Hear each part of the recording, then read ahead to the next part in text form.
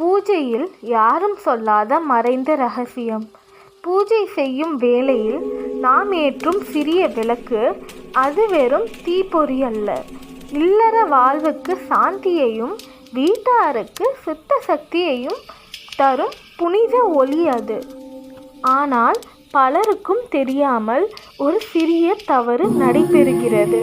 வீட்டில் விளக்கு ஏற்றுவது வழக்கம். ஆனால் அந்த விளக்கில் கற்பூரம் அல்லது தூபம் சேர்த்து பொருத்துவது சிலருக்கு ஒரு நடைமுறையாகிவிட்டது. இதுவே அந்த தவறு. ஏனெனில் விளக்கு என்பது ஒளியை வழங்கும் தெய்வீக சின்னம். அதன் தீ அமைதியானது, நிம்மதியையும் புனிதத்தையும் காட்டுகிறது. கற்பூரமும் தூபமும் வாசனை மூலம் இடத்தை பரிசுத்தப்படுத்தும் பொருட்கள். அவற்றின் தீ வேகமாக எரியும்.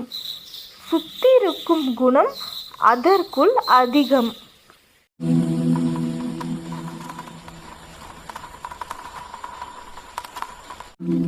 இவை இரண்டும் தத்துவத்தாலும் செயலாலும் வேறுபட்டவை.